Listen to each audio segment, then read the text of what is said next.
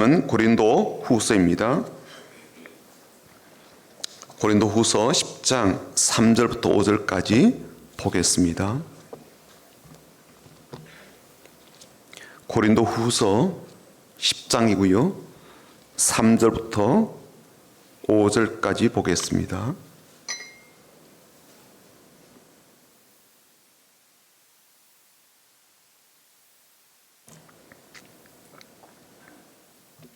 고린도 후서 10장 3절부터 5절까지 우리 같이 읽어보겠습니다. 우리가 육신으로 행하나 육신에 따라 싸우지 아니하노니 우리의 싸우는 무기는 육신에 속한 것이 아니요 오직 어떤 견고한 진도 무너뜨리는 하나님의 능력이라. 모든 이론을 무너뜨리며 하나님 아는 것을 대적하여 높아진 것을 다 무너뜨리고 모든 생각을 사로잡아 그리스도에게 복종하게 하니. 아멘. 새로운 달 9월이 열렸습니다. 그리고 새로운 계절 가을이 시작이 되었습니다. 농작물이 이슬이 맺힌다고 하는 이 백로가 이번 주 토요일입니다. 더워서 그리고 힘들어서 못했던 일들이 참 많지만 다시 시작하면 좋겠습니다. 신앙적으로 못한 것들도 많죠. 새로운 마음으로 다시 시작하고 또 새로운 도전으로 함께하면 좋겠습니다. 그렇게 시작할 수 있도록 또 그렇게 도전할 수 있도록 우리 앞뒤 좌우로 보시면서 인사하고 축복하고 격려하겠습니다. 주님의 이름으로 축복합니다. 인사하겠습니다. 주님의 이름으로 축복합니다. 주님의 이름으로 축복합니다. 주님의 이름으로 축복합니다. 한번 더 인사하겠습니다. 주님의 마음으로 사랑합니다. 주님의 마음으로 사랑합니다. 주님의 마음으로 사랑합니다. 이번 한 주간도 복된 한 주간, 또 새롭게 시작되는 9월도 감사가 넘치는 그런 달이 되기를 소망합니다. 우리가 신앙생활을 하고 있는데요, 신앙생활에 있어서 신비로움은 저는 하나님의 일하심이다라고 생각을 합니다. 하나님은 눈에 보이지 않아도요, 놀라운 능력으로 또 위대한 힘으로 그리고 신비로운 영광스러움으로 존재하기도 하시고 일하기도 하시고 말씀하기도 하십니다. 특히나 우리들 위해서, 죄인들 위해서, 더더욱이나 하나님과 원수지기 아닌 어떤 그러한 사람들 위해서 사랑을 베푸시기도 하시고 구원을 누리도록 이 해주심이 얼마나 최고의 선물이자 위대한 은혜인지 모릅니다. 우리는 지난 2주간 사울이란 청년이 예수님 만나고 난 그 이야기를 듣게 되었습니다. 주님이 우리를 향하신 계획이 그렇게 치밀하고 세심하고 완벽한 준비 속에서 진행되는 일이다라는 것을 깨닫게 되었죠. 우리를 위한 완벽한 계획에는요, 우리를 위해서 준비된 목적도 있고 우리를 위해서 준비된 장소도 있고 그런 장소에서 만날 사람도 있다. 그런 것이 우리 가운데 준비가 되어 있다는 것을 우리가 듣게 되었습니다. 그렇게 우리를 위해서 이제 준비하시고 우리를 향해서 그런 은혜로 이끌어 가신다면 우리는 잘 될 수밖에 없을 겁니다. 형통해질 수밖에 없을 것이고요, 성공할 수밖에 없을 것이고 매일 기쁘고 감사가 넘치는 삶이 이어질 수밖에 없을 거예요. 물론 우리의 삶에 어려움이 전혀 없을 것이다 라고 그렇게 생각하지는 않습니다. 사울에게도요, 주님께서 하신 말씀이 있는데 9장 16절 보면 사도행전 9장 16절 이렇게 되어 있거든요. 그가 내 이름을 위하여 얼마나 고난을 받아야 할 것을 내가 그에게 보이리라 하시니. 그가 당할 고난도 만만치 않다라는 것을 미리 말씀을 해 주시잖아요. 물론 그가 당한 이 고난은요, 상상을 초월할 그러한 정도였습니다. 하지만 고난보다 크신 하나님 믿고 위기보다 크신 하나님을 신뢰하고 수많은 왕들과 권력자들과 세상보다 크신 하나님 의지하면서 살아내면 되리라 라고 우리가 그렇게 믿고 또 생각을 합니다. 하지만 실제적으로 우리가 신앙적으로 살아내야 될 그 삶은요, 호락호락하지가 않지요. 그리고 신앙생활은 우리가 생각하는 대로 또 우리가 기대하는 대로 그렇게 잘 되지 않을 때가 참 많습니다. 세상이 만만치 않아서 그럴 수도 있고요, 또 반면에 우리가 생각보다 참 약해서 그럴 수도 있습니다. 그러나 또 한 가지 중요한 것은요, 우리 이제 대적에 대한 것인데요, 우리 신앙생활에 있어서 매우 중요하게 여기는 것이 사실은 죄잖아요. 그렇죠? 신앙생활에서 가장 큰 문제라고 한다면 죄인데, 이 죄와 관련해서 항상 등장하는 것이 바로 마귀, 사탄, 그리고 귀신입니다. 이름하여 이런 존재들과 치르는 영적 전쟁, 영적 전투에 관한 이러한 것들이 참 우리에게 큰 문제이죠. 성경에서는요, 이 영의 세계에 대해서 자세하게 자주 이야기하고, 또 그 세계에서 벌어지는 일들이 우리의 일상의 삶 가운데 얼마나 큰 영향을 미치는지도 굉장히 자주 많이 이야기해 주고 있습니다. 창세기 3장에서부터 등장한 게 뭡니까? 뱀에 대한 것이잖아요. 그렇죠? 이 뱀이 말을 합니다. 그리고 아담과 하와를 유혹하죠. 더더욱이나 하나님 명령을 어기게 하고 죄를 짓게 하더란 말입니다. 그 뱀이 어떻게 그렇게 말을 하게 되었는지, 그 뱀이 어디서부터 왔는지, 그리고 그 뱀이 어디로 갔는지, 지금은 어디에서 활동하는지 잘 알 수는 없어요. 하지만 분명한 것은 이 뱀으로 등장한 이 사탄이 지금도 계속적으로 활동을 하고 있다는 거잖아요. 그렇게 준수하게 보인 이 사울 왕에게도요, 악한 영이 들어가니까 사람이 돌아버린다고요. 그렇죠? 그래서 막 다윗을 죽이려고 하지 않아요? 욥에게 또 시험을 해보라고 하나님께 고소를 하기도 하고 자극을 준 존재가 바로 사탄이거든요.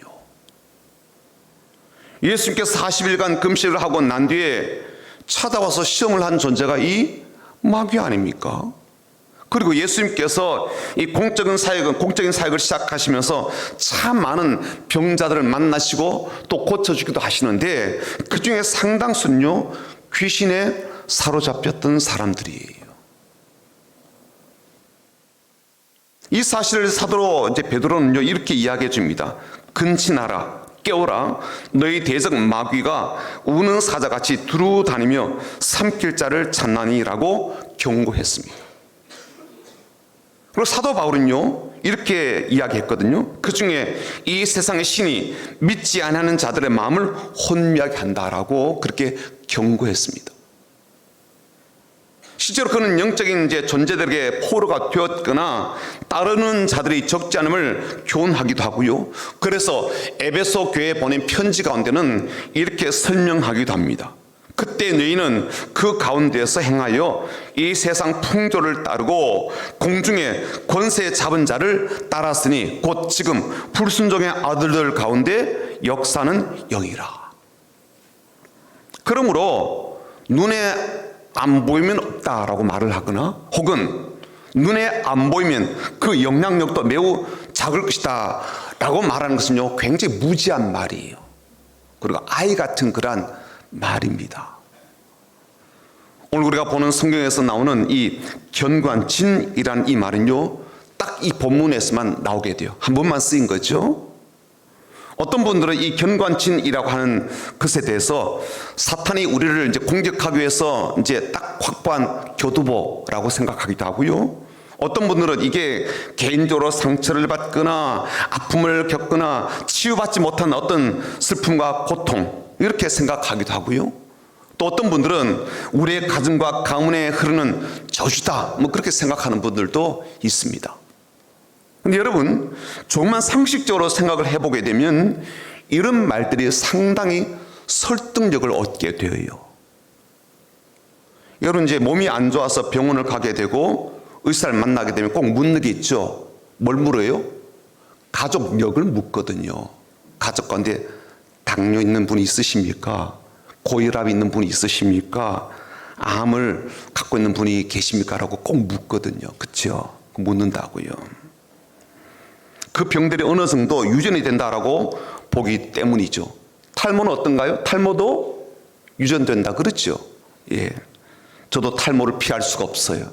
저희 아버지랑 큰형이요, 완전 민둥산이었거든요. 예. 다만 저는 희망을 품는 게 뭐냐면, 이제 우리 형은 이제 다른 엄마의 아들이니까, 저는 또 다른 어머니 아들이니까 희망을 좀 걸어보긴 합니다만, 어쨌든 아버지의 영향을 이제 피할 수 없다고 생각을 합니다. 우리 육체의 질병도요, 그런 현상들이 있는데, 영적으로는 그 가정 가운데 자연스럽게 흐르는 좋지 못한 영향들이 왜 없겠냐고요. 다른 가정에는 없는데 유독 우리 가정 안에만 있는 것들이 있겠죠. 그렇죠? 성경에 보니까 아브람, 이삭, 야곱 이 이제 3대가 나오는데요. 가족력이 있어요. 그 가정 안에 반복되는 질환이 뭐냐면 거짓말입니다.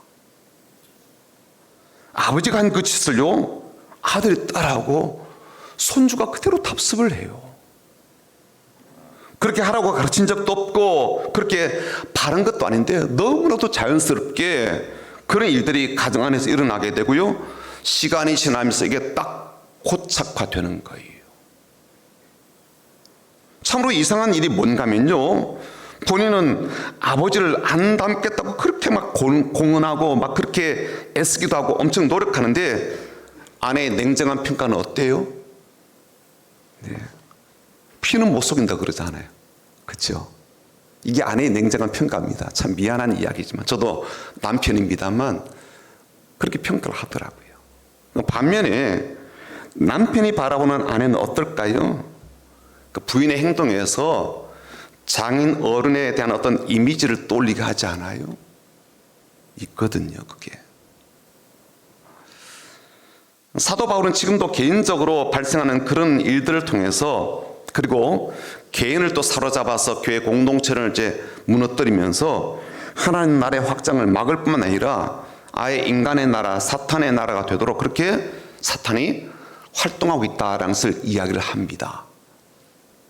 내가 잘 인식하지 못해도 우리 안에, 우리의 가정 안에 참으로 많은 일들이 일어나게 되고 또 이어지게 되고 흘러오게 되는 것처럼 눈에 보이지 않는 사탄은요, 우리 안에서 자신이 활동할 수 있는 자리 혹은 교두보를 확보하고 그리고 그때부터 더 활발하게 활동하면서 자신의 영역을 이제 확대해 나가는 거죠. 우리에게 벌어진 그 과거의 사건들 혹은 우리 안에 있는 아픔이나 뭐 상처 같은 것들 또 폭력이 있었던 것도 있지 않겠어요? 내가 폭력을 겪게 된 그러한 일들, 피해를 입은 어떤 그런 사건들, 내적으로 꼭 치유가 필요한 그런 사건들을 이제 발판으로 사탄은 점점 자기의 영역을 이제 확대해 나갑니다.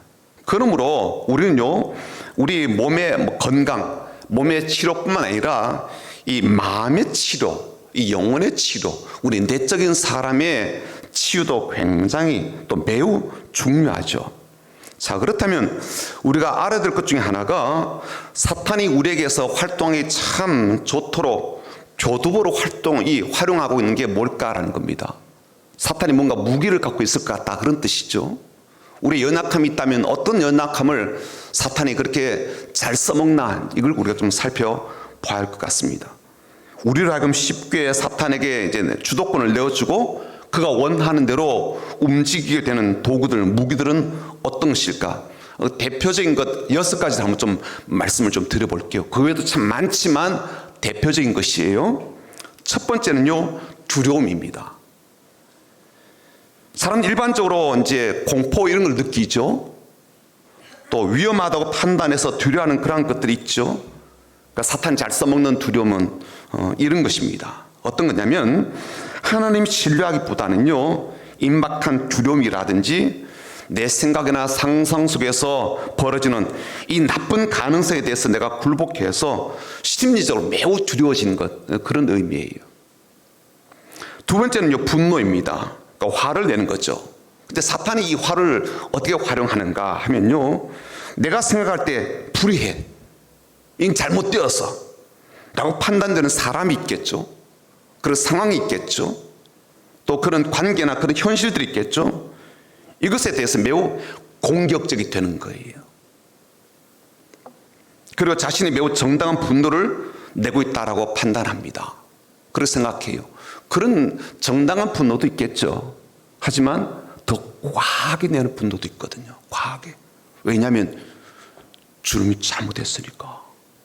그럼 내가 내는 화는 옳다고 여기는 거예요. 세 번째는 거부입니다. 그러니까 사람이든 물건이든 뭐 자신이든 무가치하다고 생각해가지고요, 어떤 것은 허용하기도 하고 어떤 것은 포기하기도 해요. 왜 허용하는데 포기라고 하는가? 그 말과 평가를 허용하여 받아들이면서요, 정작 중요하고 참된 가치를 포기하기 때문에 그래요. 거부하기 때문에 그렇습니다. 그러니까 이런 거예요. 친구들의 말은요, 잘 허용하면서 부모의 말은요, 완강하게 거부하거든요. 그렇죠? 아이들 좀 그렇잖아요. 친구 말은요, 무조건 따른다고요. 그거 다 허용해요. 근데 이상하게도 부모의 말은요, 그렇게 거부하고 안 받아들이거든요.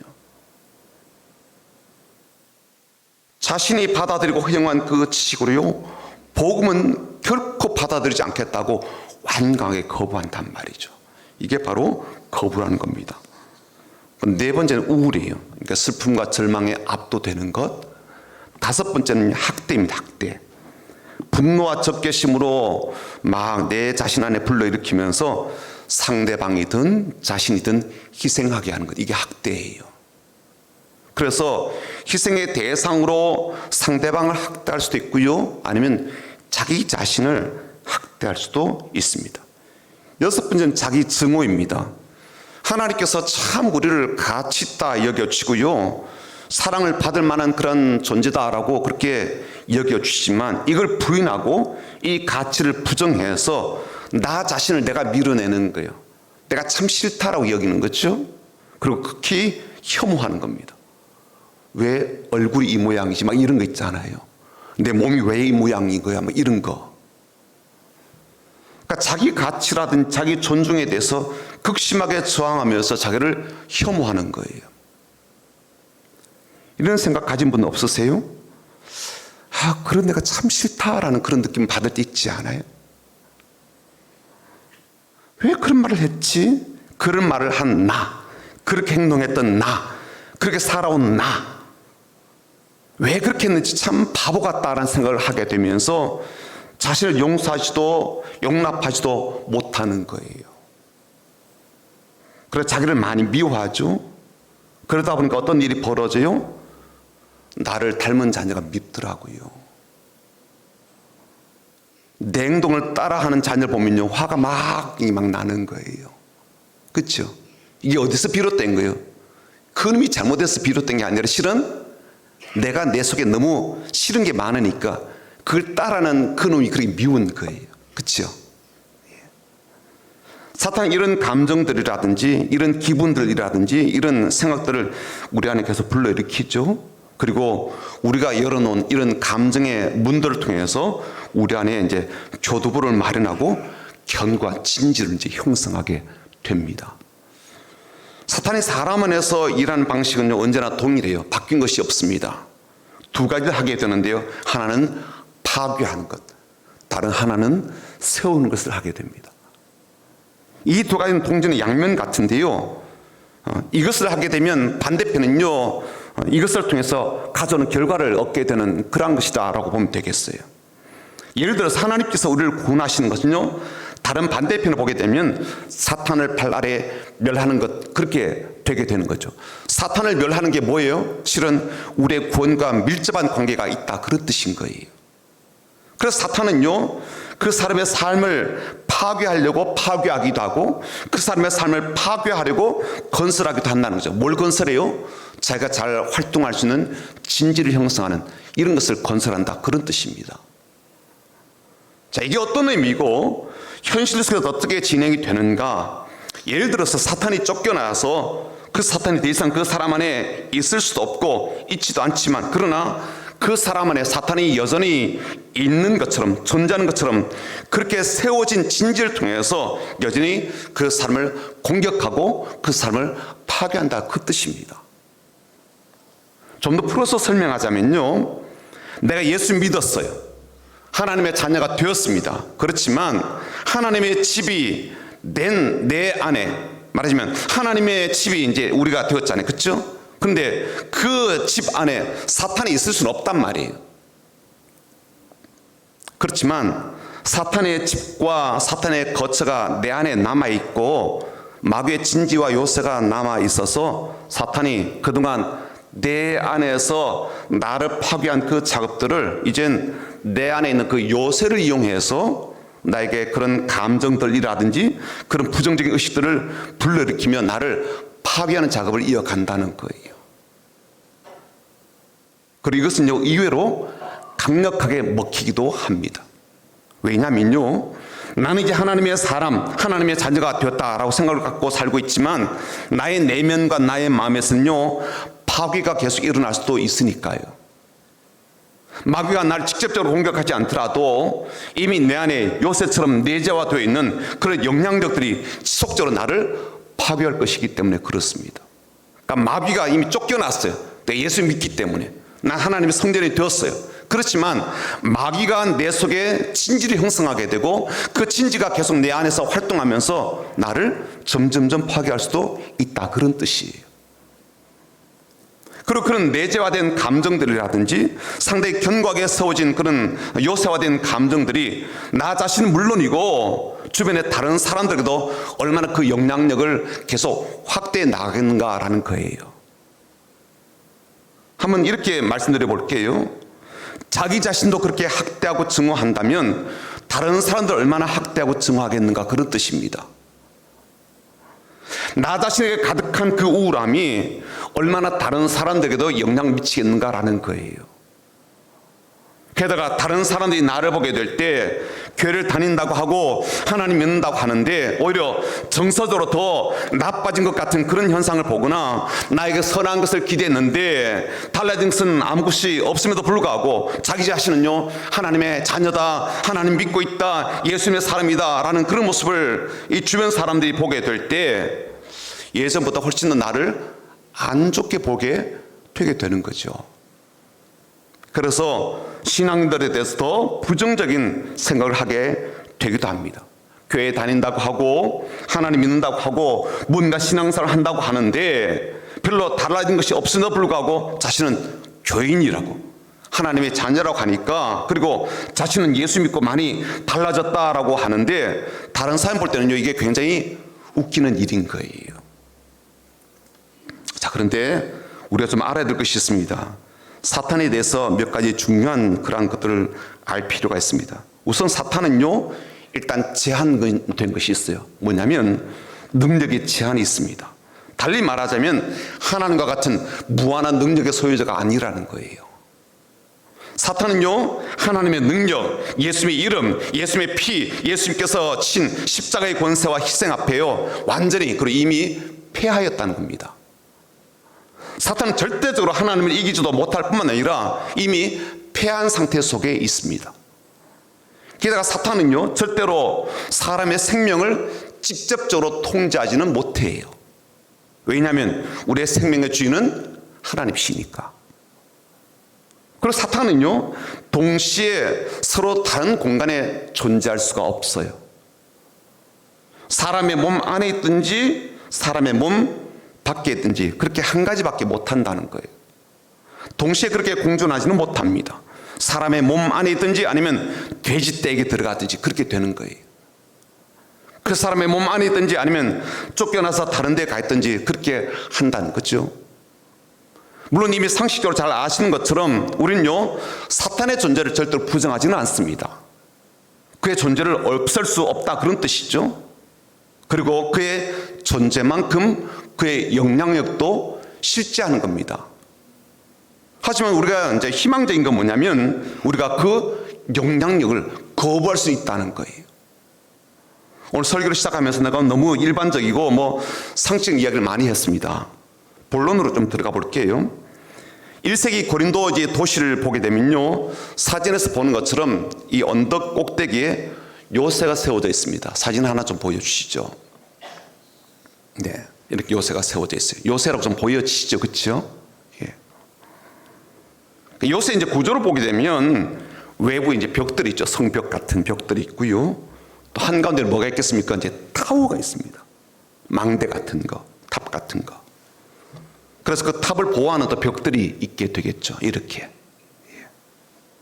이게 실제로 이제 고린도라는 도시에 세워진 이제 요새를 지금 사진으로 찍은 걸 제가 갖고 왔습니다. 예나 지금이나 이제 요새는요, 그 도시에 이제 사령부 같은 역할을 하게 돼요. 그리고 그 요새 안에 사람들이 살고 있지요. 바울은 지금 이제 고린도에 있는 이 요새를 어떻게 이제 표현하는가 하면 이 사람의 마음의 집이다, 영혼의 집이다, 혹은 생각의 집이다라고 생각을 하는 거예요. 눈에 보이는 요새이긴 한데 이게 사람의 마음과 영혼에도 이런 상태로 이런 형식으로 있다, 그런 뜻입니다. 근데 이걸 비유로 이야기를 하는 거예요. 요새를 가만히 보게 되면요, 항상 세 가지 요소가 꼭 있습니다. 첫 번째는요, 성벽이에요. 벽. 그렇죠? 성벽이 있거든요. 이 벽은 보통 이제 벽돌로 쌓게 되겠죠. 돌로 쌓게 됩니다. 하지만 이 영혼의 요새는요, 사탄이 이제 거짓말로 세운다는 특징이 있어요. 그러니까 벽들이 뭘로 되어 있다고요? 거짓말로 되어 있다. 두 번째 타워입니다. 망대라고 이제 부르기도 하는데 이 타워 망대는 항상 이제 높게 세우게 되죠. 그렇죠?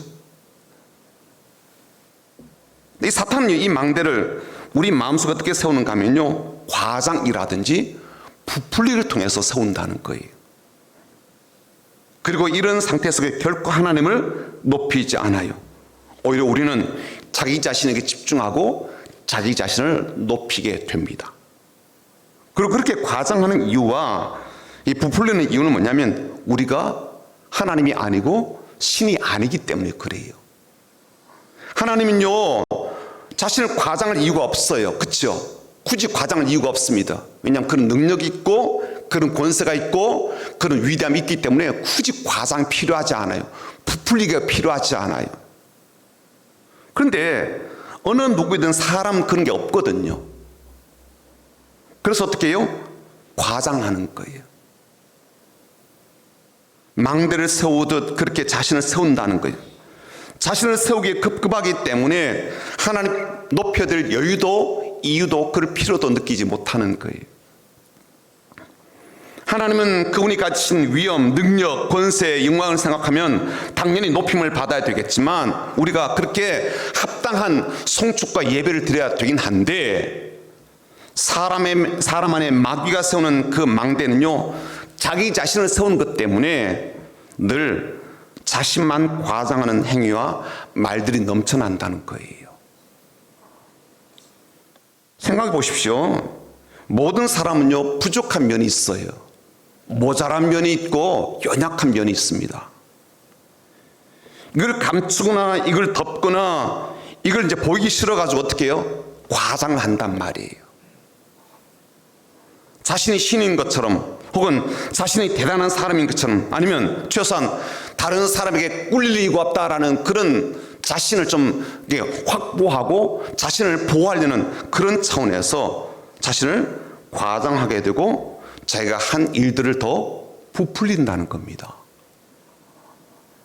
사탄이 어떤 식으로 사람 안에서 과장되게 하고 또 그렇게 부풀리는 망대를 세우게 할까요?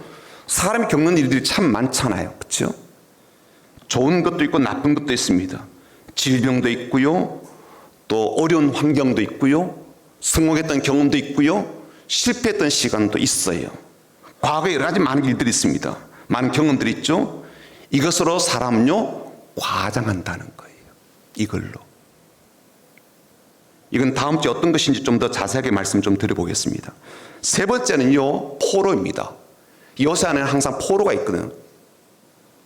그 포로들이 이제 요새 안에서 시키는 대로 이제 하게 되죠. 사탄은 어떤 것을 포로로 삼을까? 그게 바로 생각입니다. 생각을 포로로 삼고 있다라는 거예요. 그래서 생각을 자꾸 좌지우지하고 우리의 행동을 제어하고 우리를 파괴하는 그런 일에 우리를 사용하고 있다, 그런 뜻입니다. 오늘은요, 이 요새 중에 아주 단단하고 두터운 이 벽에 대해서 조금만 더 살펴보고 다음 주 이어서 말씀을 드리겠습니다. 다음 주가 더 중요한 내용이니까 다음 주 꼭 오셔야 됩니다. 오늘은 앞서서 제가 드렸던 말씀은요, 다 있으셔도 좋아요. 지금 드리는 이 잠깐의 메시지만 잘 좀 마음에 담으시면 좋겠습니다. 사탄이 우리 안에 진지를 세우고 견고한 요새를 세우게 될 때 반드시 이 성벽을 좀 두텁게 하는 작업을 하거든요. 성벽이 얇으면 안 된단 말이죠. 두텁게 한다고요.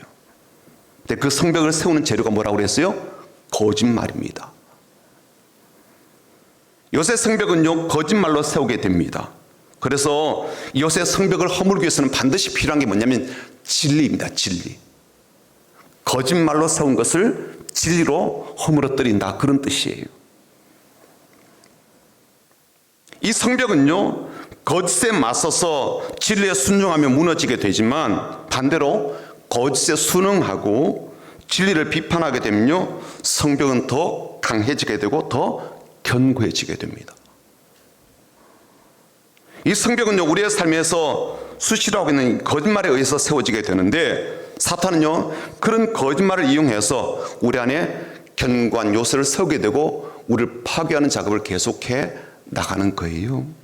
자, 그런데 우리 헷갈리지 말고 착각하지 말아야 될 게 뭐냐면요, 이 거짓말이라고 하는 게 우리가 흔히 생각하는 그런 거짓말이 아닌 겁니다. 잘 들으셔야 돼요. 오해하지 말고요. 매우 중요한 문제이고 꼭 분별이 필요한 것이기 때문에 그렇습니다. 사탄은 우리에게요, 누구나 다 알 수 있는 그런 거짓말을 들려주면서 이걸 참말이라고 그렇게 바꾸진 않아요. 누구나 다 아는 거짓말로 다가오지 않는다는데 분별의 어려움이 있다는 거죠. 누가 들어봐도 그 거짓말인데 라고 생각할 만한 그런 거짓말로 우리가 다가오지 않는다는 거예요. 어떤 뜻이냐면요, 그 거짓말은 단지 진리에 어긋날 뿐 이게 진짜이고 진실이라고 하는데 문제가 있습니다. 이걸 잘 이해하셔야 돼요. 이걸 잘 이해하면 오늘 이제 설교 마무리가 됩니다. 무슨 뜻이냐면 진리는요, 진실과 다르다는 거예요. 진리는 사실과 같은 것이 아니다, 그런 뜻입니다. 진실과 사실이 항상 진리인 것은 아니라는 거예요. 진리는 분명히 진실과 사실이 맞아요. 진짜죠. 하지만 진짜, 진실, 사실이 반드시 진리는 아니에요. 어르신들 잘 들으셔야 돼요. 집에 가서 이상한 소리 하시면 안 돼요. 잘 들으셔야 돼요. 진실은 어떤 거냐면 우리가 보는 거예요. 우리가 경험하는 거, 우리에게 만져지는 거예요. 우리가 느끼는 거, 우리가 경험하는 거, 이게 이제 진실이에요. 실제 않은 거잖아요. 그렇죠? 내가 실제 경험을 했으니까, 내가 봤으니까, 내가 지금 느끼고 있으니까 이거는 진실인 거예요. 실제인 거예요. 젊은 사람은 레알이다, 레알이다. 근데 그건 거죠. 오늘 지금 내가 느끼는 이 감정을요, 가짜라고 할 수는 없어요. 지금 느끼고 있으니까. 목사님 무슨 말 하는지 잘 모르겠어. 이건 진짜예요. 그렇죠? 진짜, 실제로 느끼는 감정이라는 거죠. 그러니까 내가 실제로 느끼고 있기 때문에 이 가짜는 아니에요. 다만 그게 진짜이긴 한데 하나님 말씀은 아니다라는 면에서 진리는 아니라는 거예요. 구분은 좀 되시죠? 예. 예수님이 그러셨잖아요. 내가 길이요 진리요 생명이다 그러셨다고요. 예수님이 진리라 그랬어요. 그러니까 예수님만이 진리이고 하나님 말씀만이 진리란 말이죠. 다른 것은 진리가 아니라라는 면에서 혹시 그것이 진실이고 실제이라 할지라도 진리는 아니다, 그런 뜻입니다. 그 진실이 가짜는 아니에요. 그러나 진리가 아니라면 그것은요, 거짓이 된다, 그런 뜻입니다. 하나님 말씀만이 진리잖아요. 그렇죠? 그래서 진리와 이 진실에 대해서는 우리가 좀 분별이 필요하다는 거예요. 진리와 실제에 대해서는 분별이 필요하다는 겁니다. 진리신 하나님의 말씀과 진실하게 받아들이는 내 느낌과 내 생각이 좀 다르거나 모순되고 충돌이 된다면 내 느낌은요, 진리가 아닌 거예요. 그리고 그것이 이제 가짜가 되고, 그리고 그것이 거짓이 되는 겁니다. 내가 눈으로 보고 있는 거, 지금 보고 있는 것이 이제 실제이죠. 현실이어도 이게 진실일지라도요, 하나님 말씀과 충돌하고 있다라고 한다면, 내가 해석하고 있는 것이 하나님 말씀과 모순이 된다라고 한다면, 그렇게 보고 있거나 그렇게 지금 들려지는 이것은요, 진리가 아니다, 그런 뜻입니다. 그리고 그것은 거짓이 된다, 그런 뜻이에요. 우리 원수 사탄 마귀는요, 우리가 진리를 거부하고 우리의 감정을 따르게 한단 말이죠. 이게 실제니까. 감정 실제잖아요. 우리의 느낌을 따르게 한단 말이죠. 우리의 보는 것, 우리의 판단, 우리의 해석을 따르게 합니다. 우리의 감정, 우리의 사실과 우리의 현실을 기반으로 해서 우리의 마음을요, 자신의 뜻대로 굳건하게 자꾸만 이렇게 두텁게 벽을 쌓아가는 그러한 일에 쓴다는 거예요. 이게 바로 우리 안에 있는 요새 견고한 진을 형성해야 되는 벽돌과 같은 것이 됩니다. 이 벽이 그토록 강한 이유가 바로 이런 이유 때문인 거죠. 내가 본 것이 사실이기 때문에 진리라고 생각을 하는 거예요. 봤으니까. 내가 느끼는 이것이 현실이기 때문에 진리라고 믿는단 말이죠. 진실한 거예요. 가짜는 아니니까 진실한 건데 진리는 아니란 말이죠. 그런데 진리라고 생각하는 거예요. 진리라고 생각하니까 이게요, 내 안에서 얼마나 두텁고 강력하게 요새와 진리를 형성하는지 몰라요. 하지만 그것은요, 하나님이 하신 말씀이 아니기 때문에 절대로 진리가 아닌 거예요. 제가 이 말씀만 좀 드리고 오늘 말씀 좀 맺겠습니다. 이 말씀 들으시면서 좀 불편하신 분이 계실 거예요. 그리고 목사가 왜 저런 말을 하지? 라고 생각될 수 있습니다. 한번 잘 새겨서 한번 들어보십시오. 지금까지 하신 제가 드린 말씀을 좀 기반으로 해서 한번 좀 들어보십시오. 10년 전 4월 16일 무슨 일이 있었는지 아시죠? 10년 전 4월 16일 304명의 학생과 선생님들이 죽거나 실종한 세월호 사건이 있었어요.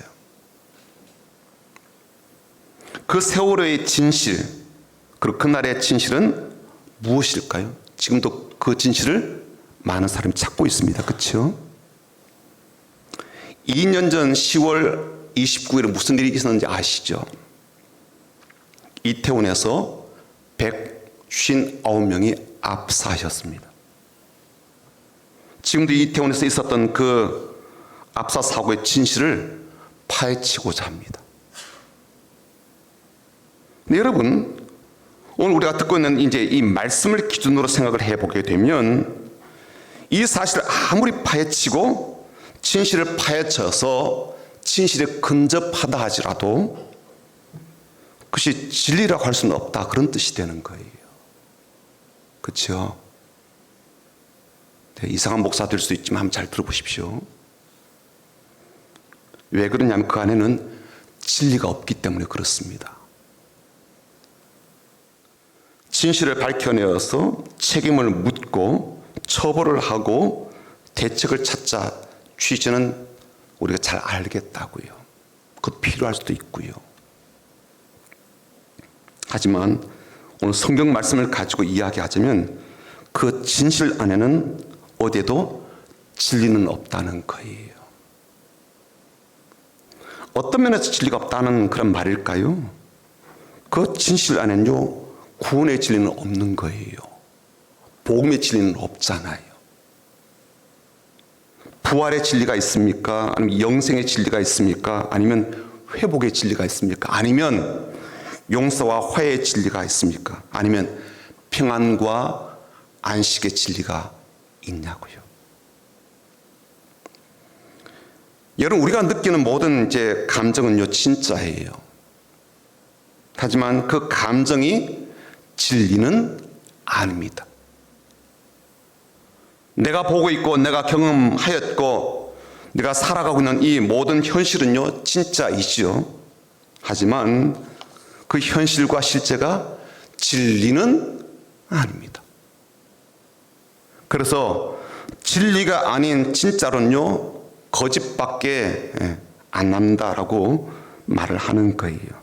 그 안에는 영생도 구원도 회복도 위로도 그 어떤 평안도 자유도 없기 때문에 그렇습니다.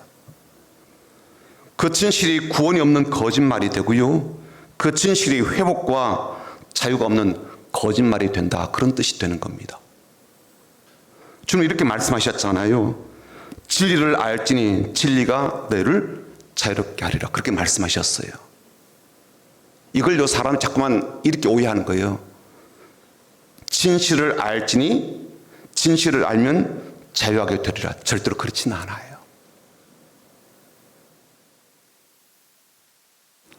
그 진실을 다 파헤치면 자유해질까요?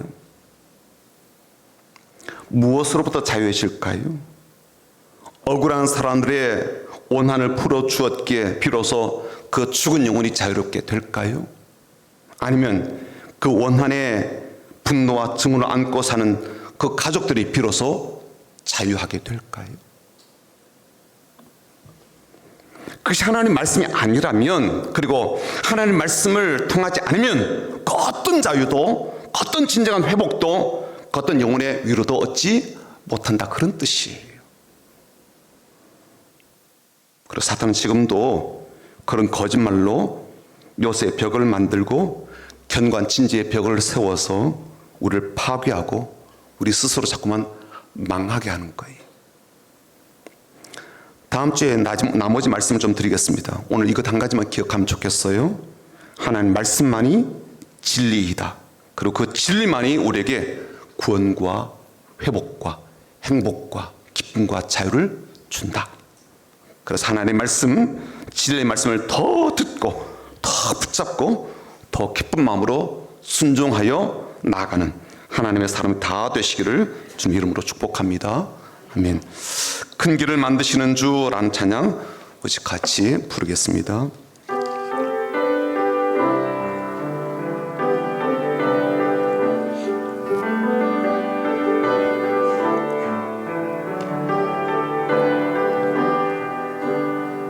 주 여기 운행하시네 나 경배해 주 경배해 주 여기 역사하시네 나 경배해 주 경배해 우리 맘 만지시는 주 나 경배해 주 경배해 우리 맘 치료하시네 나 경배해 주 경배해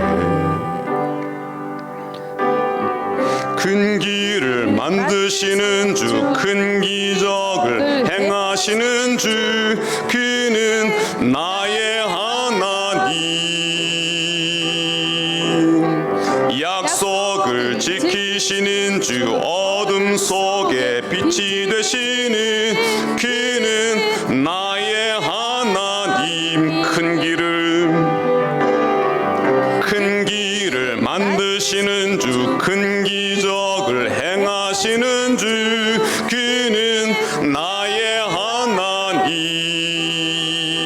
하나님 약속을 지키시는 주 어둠 속에 빛이 되시는 그는 나의 하나님 나의 하나님 나의 하나님 나의 하나님 나의 하나님 우리 삶 변화시키네 나 경배해 주 경배해 우리 맘 고쳐주시네 나 경배해 주 경배해 큰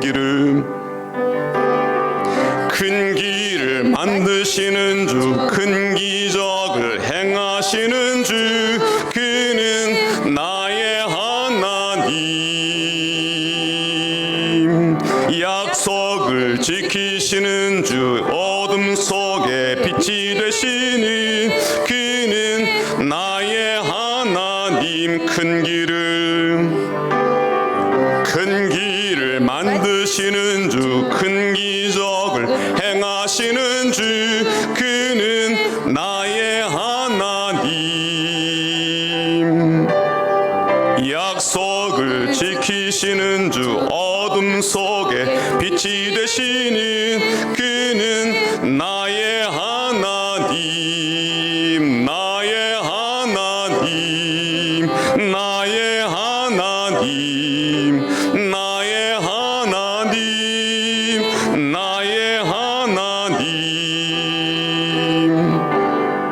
비록 내게 보이지 않아도, 비록 내게 느껴지지 않아도 일하시네 주님. 주는 결코 멈추지 않네. 비록 내게 보이지 않아도, 비록 내게 느껴지지 않아도 일하시네 주님. 주는 결코 멈추지 않네. 큰 길을 만드시는 주, 큰 기적을 행하시는 주, 그는 나의 하나님. 약속을 지키시는 주, 어둠 속에 빛이 되시는 그는 나의 하나님. 큰 길을 만드시는 주, 큰 기적을 행하시는 주, 그는 나의 하나님. 약속을 지키시는 주, 어둠 속에 빛이 되시는 그는 나의 하나님. 나의 하나님. 나의 하나님. 나의 하나님. 나의 하나님. 우리 마음을 모아서 기도하길 원합니다. 주님께서 말씀으로 우리를 고쳐주길 원하십니다. 말씀으로 우리를 회복시켜 주시길 원합니다. 망가진 것, 무너진 것, 깨어져 버린 것, 회복이 되지 않을 것 같은, 그리고 돌아보면 자꾸만 후회가 되는 그런 것들까지 회복시켜 주시는 분은 우리 주님이십니다. 그리고 우리의 삶의 새로운 길을 열어가십니다. 왜냐하면 그분이 길이 되시기 때문에 그렇습니다.